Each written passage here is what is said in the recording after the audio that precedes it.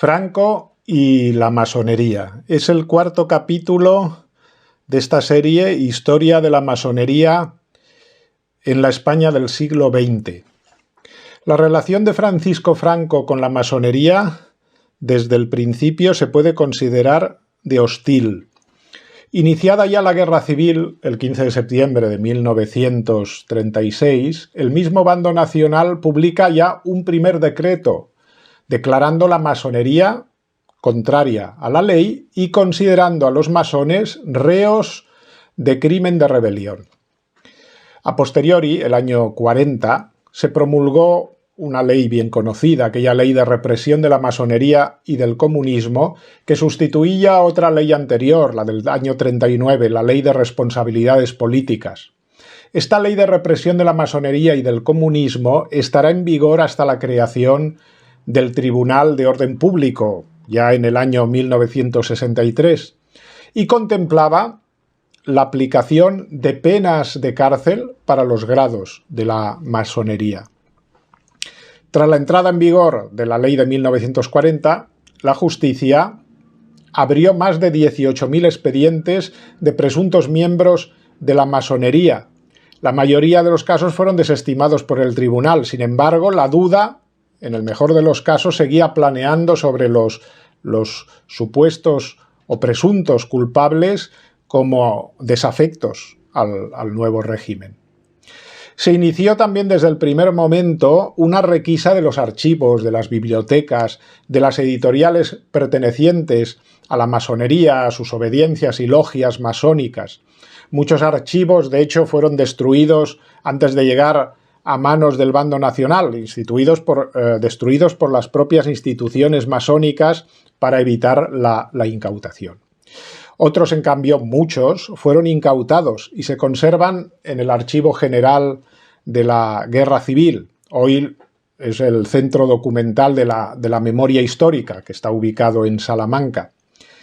El fichero del Servicio de Documentación de Salamanca contiene más de 180.000 documentos relativos a los miembros de la orden masónica, así como cartas de retractación de antiguos miembros arrepentidos, informes de la Fiscalía de aquella época.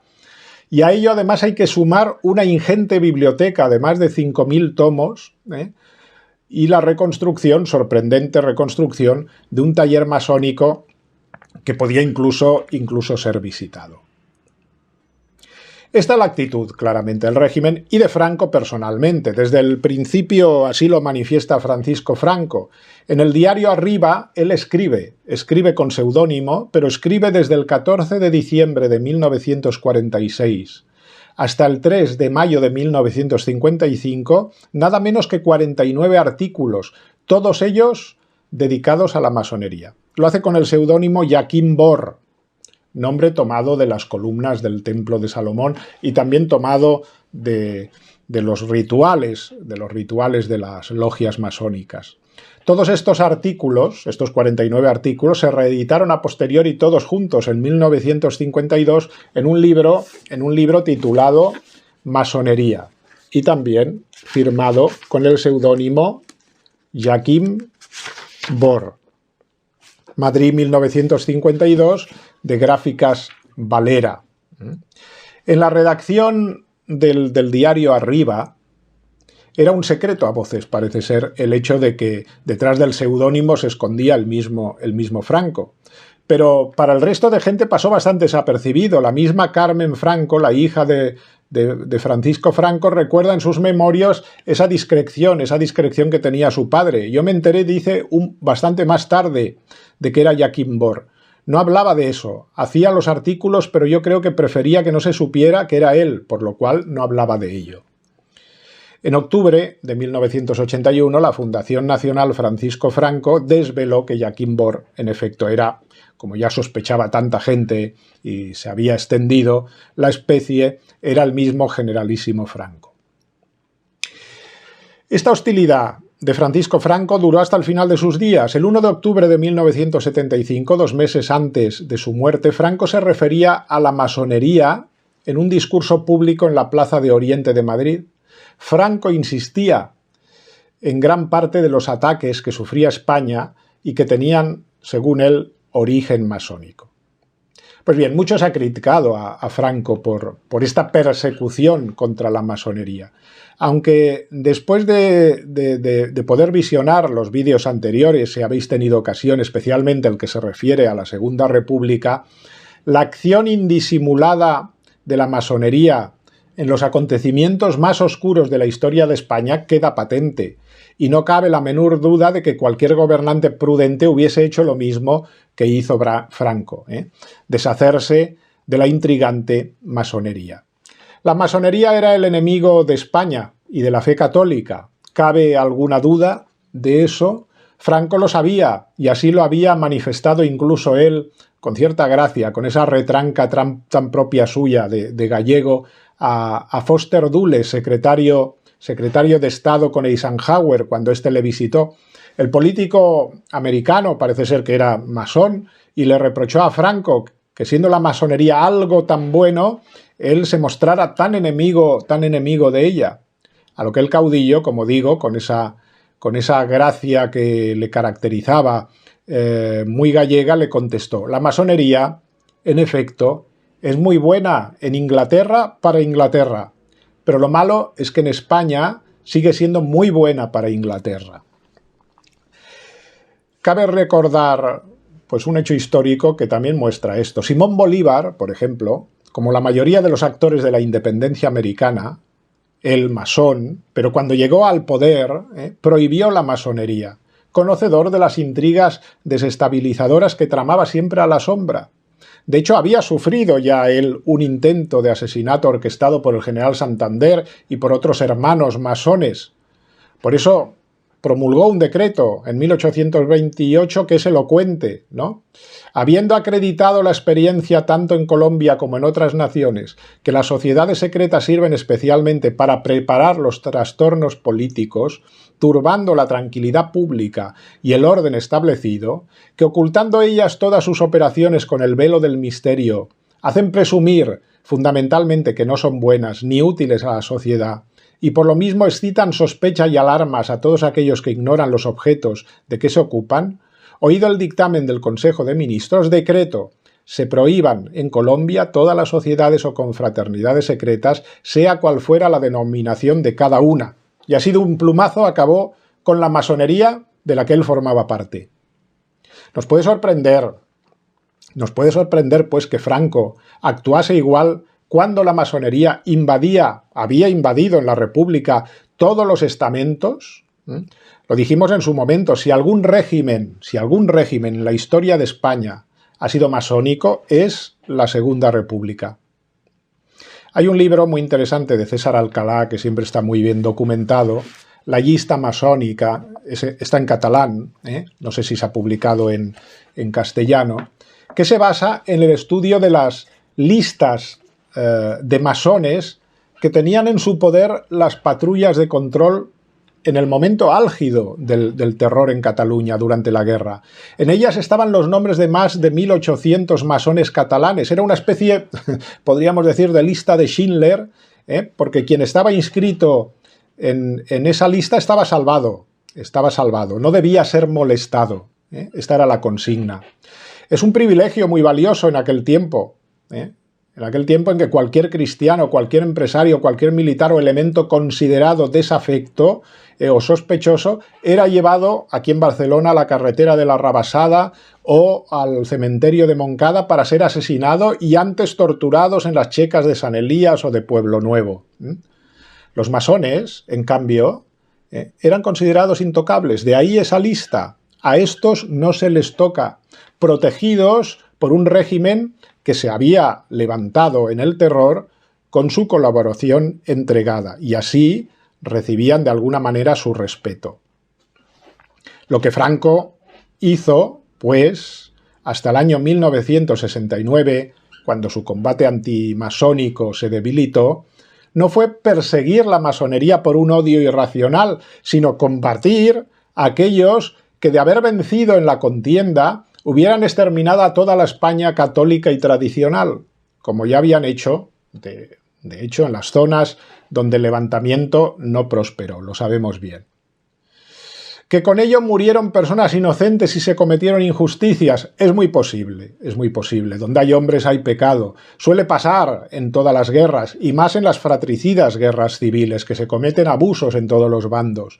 Un masón debe saber bajo qué bandera milita por eso, ¿no? Cuando se une a una logia, de la misma manera que un cristiano, por el hecho de serlo, por el hecho simplemente de ir a misa o formar parte de una cofradía, ya sabe bajo qué bandera milita, y que por eso, en efecto, puede ser llevado a la muerte, ¿no?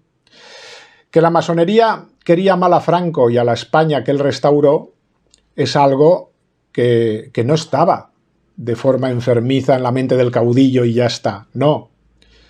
Él, por otra parte, Francisco Franco, era un hombre frío y desapasionado, ¿eh?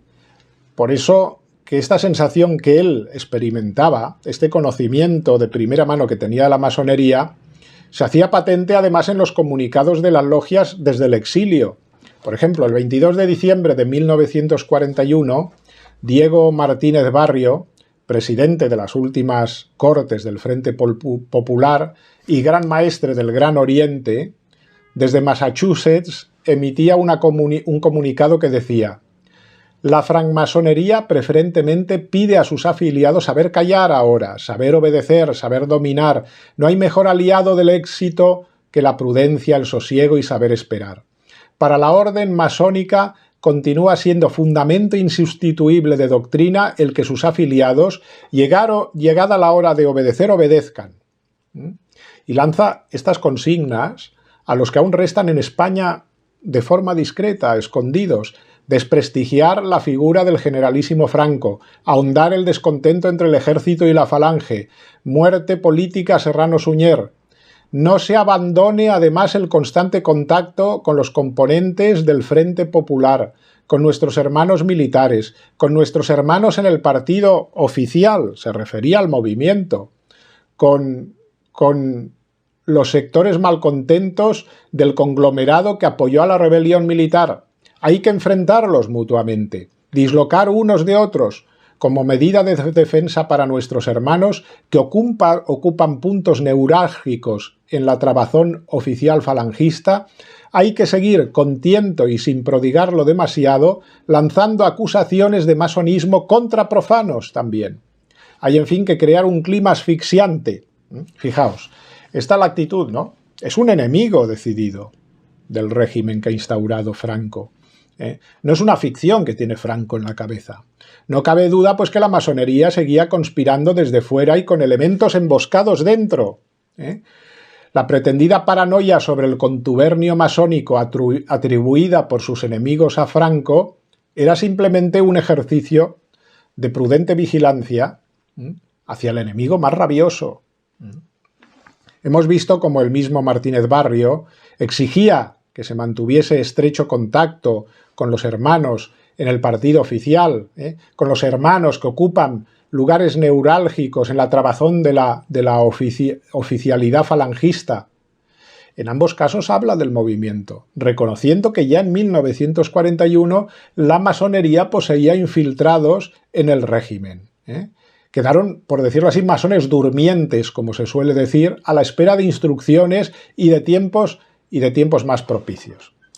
Ricardo de la Cierva, que de esto sabía algo, él apunta que había unos 700 quizá. Llega a decir el número de 700 infiltrados, muchos de ellos apuntan las Fuerzas Armadas. El 30 de diciembre de ese mismo año, el soberano gran canciller de la Asociación Masónica Internacional, del AMI, dirigía a los orientes de España y de Portugal una circular en la que refrendaba la opinión de Franco, la opinión que tenía Franco de la peligrosidad de la masonería, ya que en dicha carta reconocía la AMI que había sido la masonería la impulsora y el motor de la independencia de las provincias de América y del régimen de la Segunda República. Dice textualmente, la más masónica de todas las repúblicas y que hay que resucitar. Bien. Desde los años 40 hasta mediados de los 60, Franco recibió innumerables informes que procedían de una red de espionaje. Esto es sorprendente, de una red de espionaje dedicada sobre todo a la investigación antimasónica. Esta red se llamaba APIS, abeja en latín.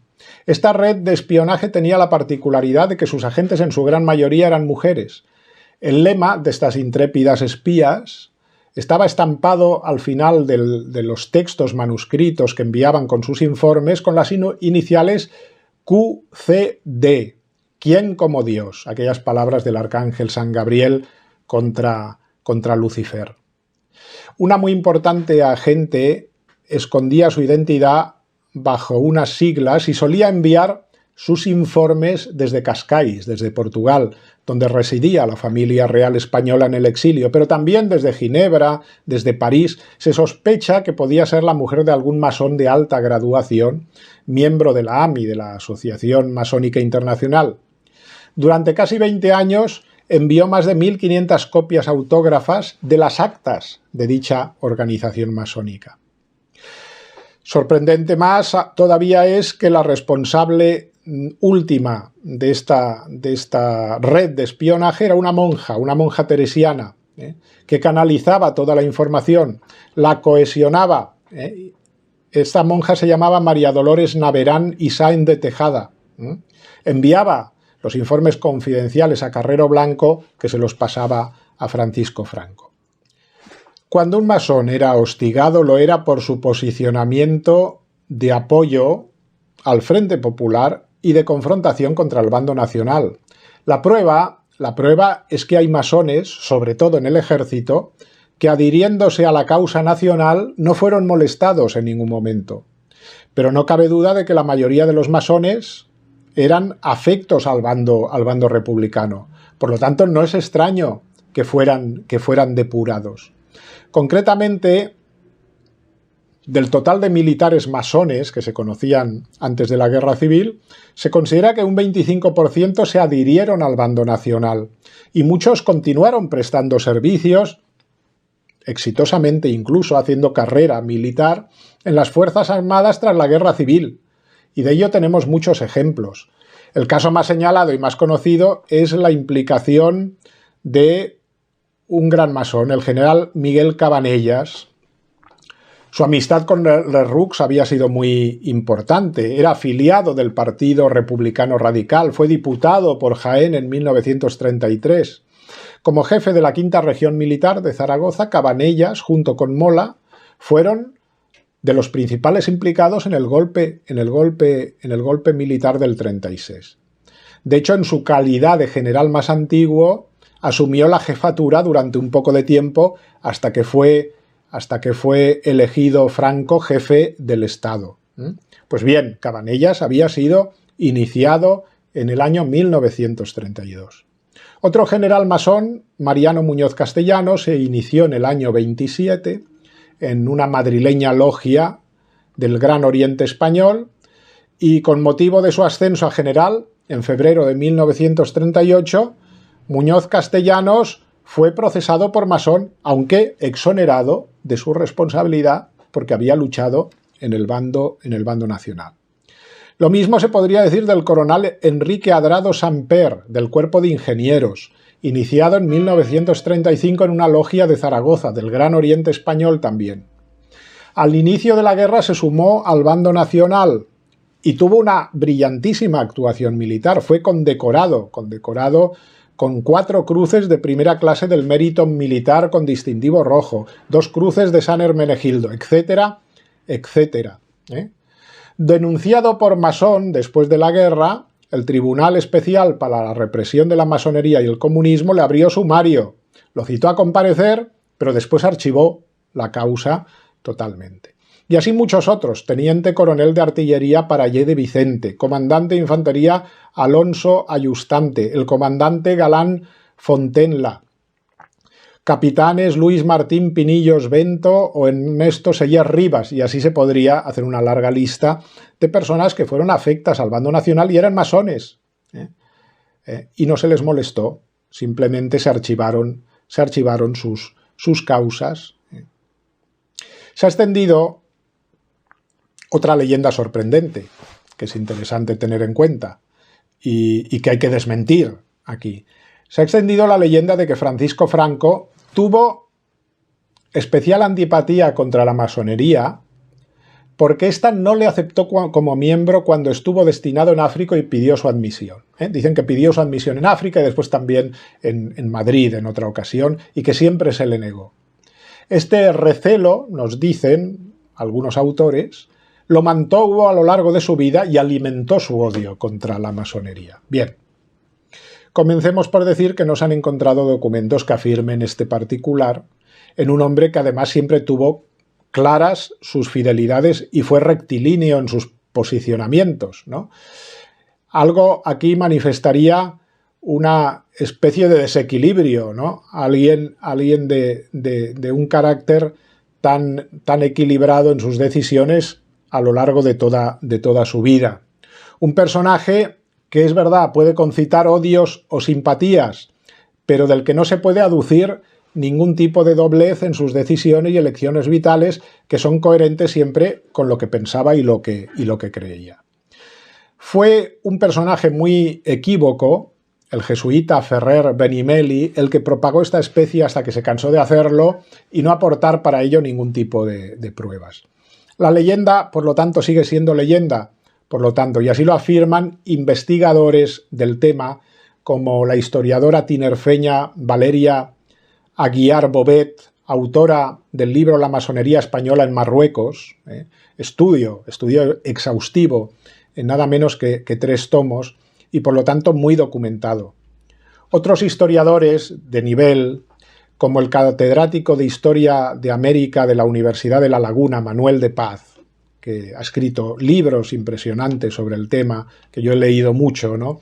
Y Javier Domínguez Arribas, al que pues no he leído, pero es doctor en Historia y de Ciencias Políticas en París, profesor de Civilización Española en la Universidad de París 13, llegan a la larga a la misma conclusión. No consta que Francisco Franco hubiera pedido jamás la admisión a la masonería, como si en efecto la había hecho, y lo sabemos perfectamente, su hermano Ramón.